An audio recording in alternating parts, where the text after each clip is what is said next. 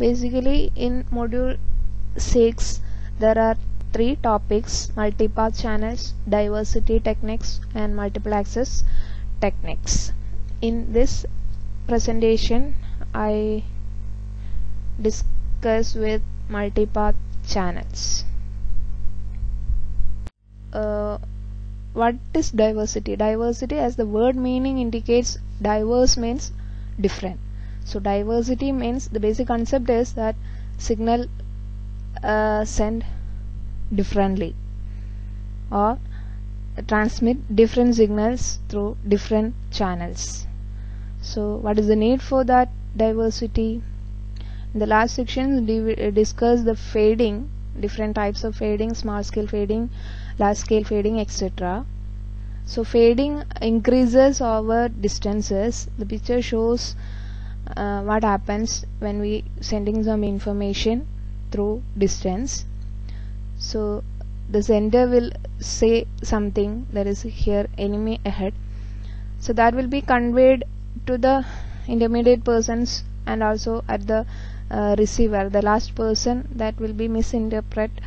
So the send information is not correctly passed to the intended receiver.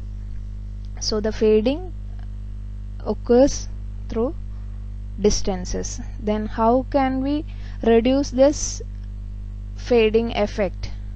That is why we go for the method diversity. So it's a powerful technique to mitigate the effects of fading is to use diversity combining of independently fading signal paths in uncorrelated channel. So the basic idea in diversity is receiver has more than one version of transmitted signals available. So if there are multi paths, we can include the diversity. So but in all the multipath having the same type of fading, so there is no use of that type of diversity. So in correlated channel, this multipath components will have the same attenuation or same signal variations. So in order to implement the diversity, we go for the uncorrelated channel. In uncorrelated channel, each channel will have its own fading characteristics. That is why it is known as uncorrelated channel. So in diversity we use this characteristics of the multipath channel, and we are selecting these uncorrelated channels for transmission. So already we said the diversity is the replicas of same information will be transmitted through different channels or different multipath independently fading channels. So diversity can be viewed as a form of redundancy. Redundancy means we will add the same content again, or it is non-informative. So what is the use of this diversity? In order to mitigate the effect of fading. So the diagram shows if we have n channels, these n channels will convey the same information, and at the receiver there will be a combiner circuit in order to get the correct information, and then that will be demodulated. So this what type of combining, then we will discuss it later. So in effect we can say this diversity is the multiple channels is used for transmitting same information, and that information will be received at the receiver, and correct information will be decoded or demodulated. So next is the classification of diversity. So broadly we can classify this diversity into macro diversity and micro diversity. And this macro diversity means we will discuss in the large scale fading, and micro diversity is mainly the small scale fading. And this diversity is divided into space diversity, polarization diversity, frequency diversity, time diversity. and this space diversity or antenna diversity, combining, depending on the combining methods, this will again divide into selection, feedback, maximal ratio, and equal gain diversity. Okay, so this will be discussed in later slides. So macro diversity, I already told that it is a large scale fading, mitigate the effect of large scale fading.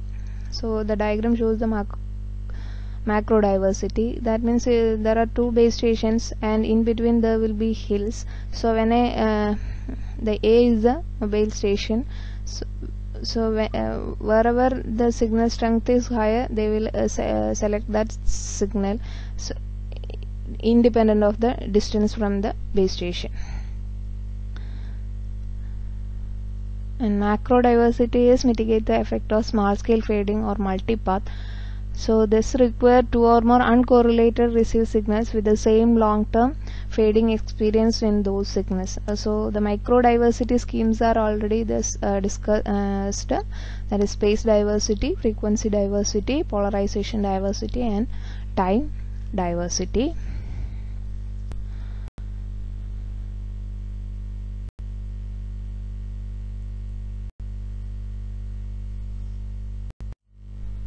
So next is the type of diversity.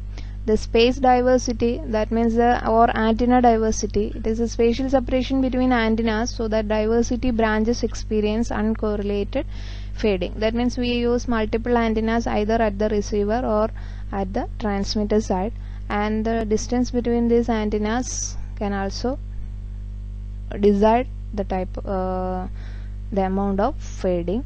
And second one is frequency diversity. That means we modulate the signal through L different carriers. L means it's an integer.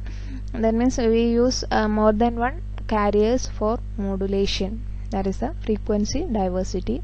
And time diversity means each symbol is transmitted L times. So we are sending the information in symbols. So the same symbol is transmitted L times. And polarization diversity, that is send signals with the horizontal or vertical polarization.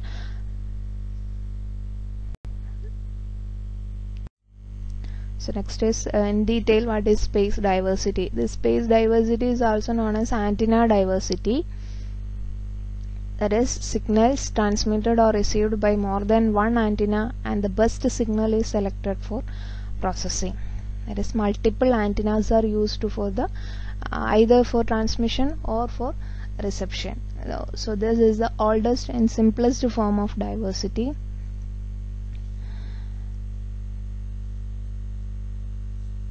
So the large correlation between the signals are undesirable. Already we discussed it is. So in order to give the uncorrelation, we have to in design we have to determine the antenna spacing in receiver side or at the transmitter side. That will choose in accordingly with the uncorrelated signals, and this requires more hardware because of the number of antennas is increased, so the complexity will be higher.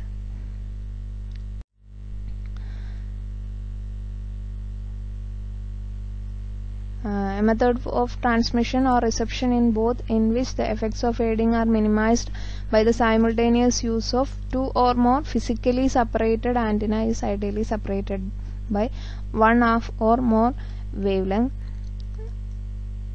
Signal received from spatially separated antennas have uncorrelated envelopes. So the spatially separated antennas will provide the uncorrelated channels for the signals. So this is how this describes how space diversity can be implemented. So we already told the different antennas either at the transmitter side or at the receiver side. So this so next is transmit diversity. The space diversity, in which the transmitter have more than one antenna is known as transmit diversity, and this is also known as multiple input single output system. So here the antenna separation is high lambda, that is approximately 10 lambda will be the diversity, the distance, in order to get the diversity or in order to get the uncorrelated channels. So here the disadvantage is that the total transmitted power will be splitted among the antennas. If we are using single antenna, we can use the transmitted power as high, and here we are using multiple antennas, so this power will be reduced. So next is receive diversity. Receive diversity means we use multiple antennas for receiving the same information that is coming through different multipath channels. So that this is also known as single input multiple outputs. Here the antenna separation will be in the fraction of lambda. Typically we use lambda by 2 as the antenna separation in order to get the uncorrelated multipath signals. So in space diversity we use two types of diversity: transmit diversity and receive diversity. So the space diversity can be divided in mainly 4 categories, that is single input single output channel, so that means there is no spatial diversity, and it's also known as SISO. And second is single input multiple output channel, that means SIMO. Here we use single transmitter antenna and multiple receiver antenna, and this is also known as receive diversity. And a multiple input single output channel, that means multiple antennas at the transmitter and single antenna at the receiver, and so this will be transmit diversity. And next case is multiple input multiple output channel, so that is also known as the MIMO, the recent advanced techniques. So here we use multiple antennas either at the transmitter and at the receiver, so this will be the combination of transmit and receive diversity. So next is how can we receive this diversity signals. Once you have created 2 or more channels or branches that have uncorrelated fading, what do you do with them, or how can we select the best one from these diverse signals? So the technique applied to combine the multiple received signals of a diversity reception device into a single improved signal. So for the reception or for the demodulation we need only one signal, but in the system with have diversity will have multiple copies of the same information, so we will have to choose only one. So the selection or combining techniques or reception methods depends on what type of combining we are using. Here in space diversity there are mainly 4 types of combining techniques that are given: selection combining, feedback or scanning combining, maximal ratio combining, and equal gain combining. So this will be discussed in later slides. The selection combining means it's a cheap and simple method. Here the SNR, we will calculate or monitor the SNR of the coming multipath signals.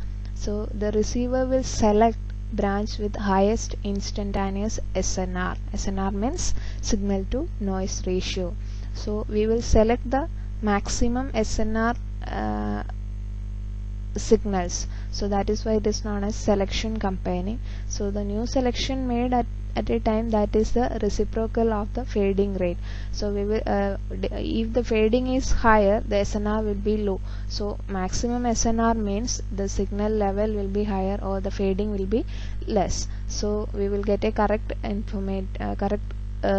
signal in order to demodulate. So this will cause the system to stay with the current signal until it is likely the signal has faded.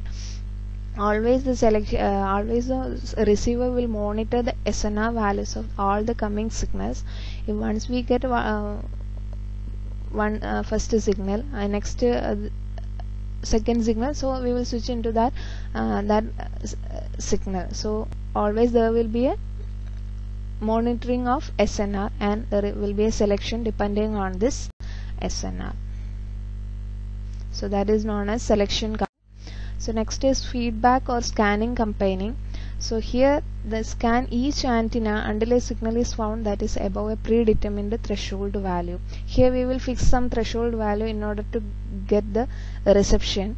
So we for example we will take it as 20 dB or minus 20 dB or whatever. So the receiver will scan all the multipath components coming here. So if the coming signal having a value which SNR value is higher than this threshold value, we will choose that one. Only one receiver is required, so less costly, still need multiple antennas. Here at there will be multiple antennas will be there, but only receiver circuitry is needed for that. So if the signal drops below the threshold value, then we will again rescan. So that is why this is known as scanning combining or feedback combining. So at the receiver there will be a control mechanism to check whether it is predefined threshold value, and if and then it will select that antenna signal for the reception.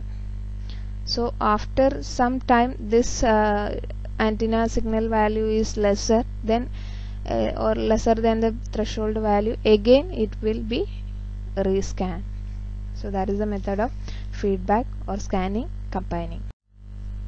So next is maximal ratio combining. Here what we do is all path co-phased and summed with optimal weighting to maximize combiner output SNR. So in the previous two cases we will select only one branch, but in maximal ratio what we do is co-phased and summed all the paths and maximize the SNR. So optimal technique to maximize output SNR. So it's a means of combining the signals from all receiver branches so that signals with a higher received power have a larger influence in the final output. So this is a good method in order to maximize the SNR. So if we are having higher SNR, it will be good for the reception. So here we choose all the branches for the combining.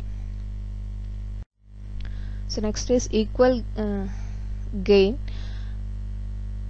This is a simplified model of maximal ratio combining. In maximal ratio combining we will use a weighting method. That means low level signals will be multiplied with a high gain and then summed with the other signals. So co-phased and summed means all the signal will have a some weighting factor, that is a gain factor, in order to get the maximum SNR. But in equal gain we use all the signal will having the same gain. So and then combine these multiple signals into one, and the phase is adjusted to receive signal so that the signal from each branch are co-phased. So better performance than selection, but lesser performance than maximal ratio combining. So overall we can say MRC, that means maximal ratio combining, will be the good performance, but it will have more complexity. Simple one is selection diversity, but it will have problems or poor performance than MRC. And next is polarization diversity. Here what we do is multiple versions of the same signal are transmitted and received by antennas with different polarization. What do you mean by polarization? It's the direction of electric field in a wave. So we have different types of polarized waves, that is vertical polarization, horizontal polarization, elliptical polarization, circularly polarization, etc. So this is what is the diagram shows that what is the difference between space diversity and polarization diversity. The space diversity, we will use multiple antennas.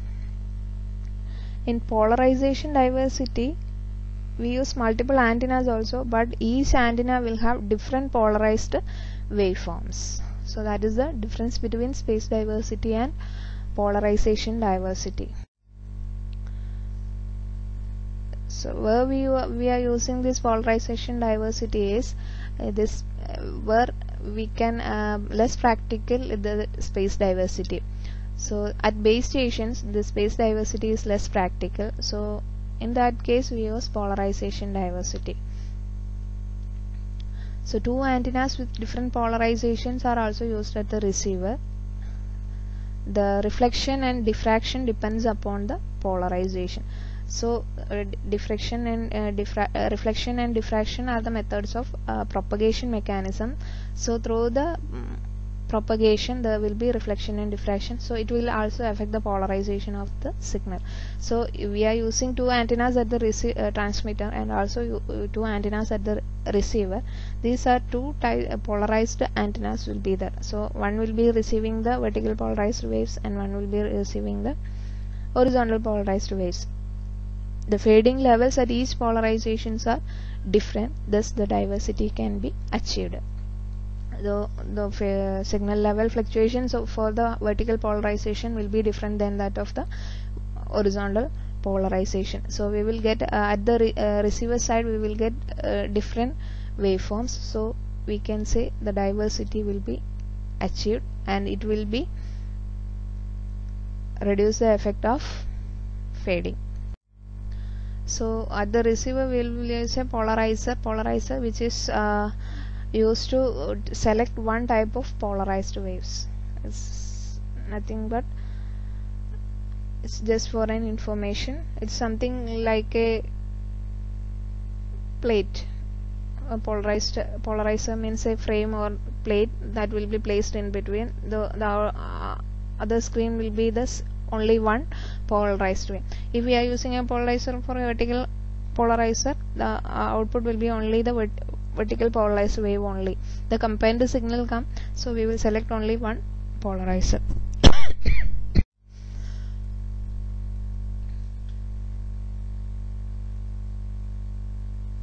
So next is frequency diversity. In frequency diversity what we do is we transmit the same information through two or more carriers. In the picture we are using two carriers for transmitting same information. So the different frequencies will experience different fading. Here there will be a condition that this frequency should be separated more than when the coherence bandwidth of the channel. So coherence bandwidth, already we discussed that it is a bandwidth at which the channel maintains a flat spectrum. So we are selecting two frequency FC1 and FC2. This FC1 and FC2, there will be a difference of one coherence bandwidth. Otherwise there will be these waveforms will be having correlated fading. In order to avoid that, we are using selecting two carrier frequencies which is different by a coherence bandwidth. Here the difference between this polarized diversity and space diversity, here only one antenna is needed and is employed in microwave line of sight links. Here the disadvantage is that diversity consumes extra bandwidth.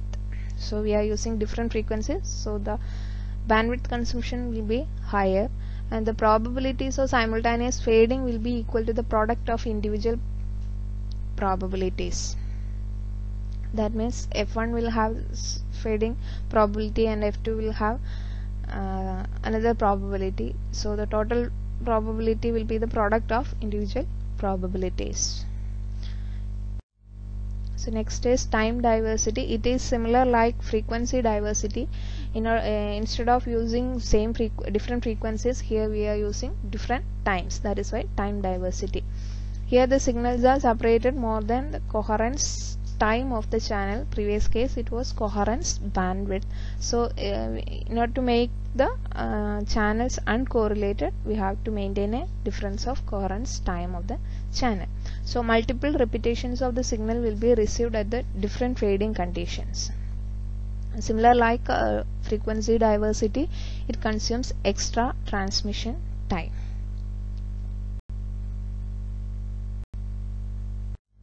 And we can implement the time diversity by using coding and interleavers.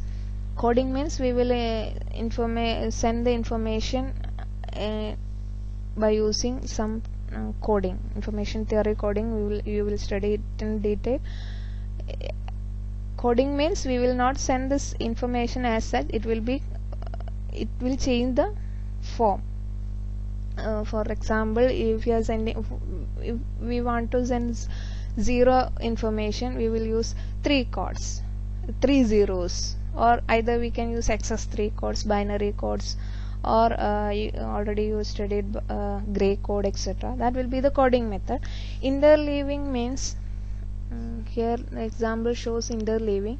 Here we have 4 code words, x0, x1, x2, x3, and each code word is divided into 4 blocks.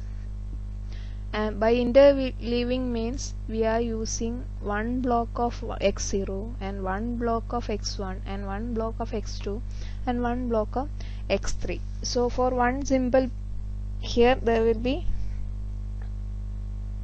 1 blocks of each code word x0 to x3. So after 4 symbol period, all the code words will be reached at the receiver. Here we can reduce the interference or fading by, if we are missing any one symbol, we can recover all the codes easily. That is the use of interleaving. So we can introduce time diversity by using interleaving. So next is the comparison of different diversity techniques. Already we discussed space diversity, polarization diversity, and frequency diversity, time diversity. Space diversity, it's simpler.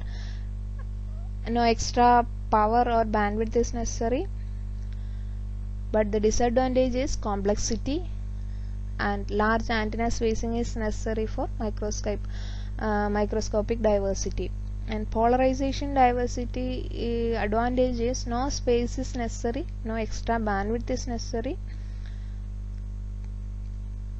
and disadvantage is only 2-branch diversity schemes are possible because only horizontal and vertical polarizations are there. And here 3 decibels more power is necessary than space diversity. And in frequency diversity, the advantage is any number of diversity branches are selectable. It will use only single antennas. And disadvantage is L times more power and spectrum are necessary. In time diversity, here no space is necessary and any number of diversity branches are selectable. Hardware is also very simple, but the disadvantage is spectrum is more and large buffer memory is needed. These are the comparison of different diversity schemes.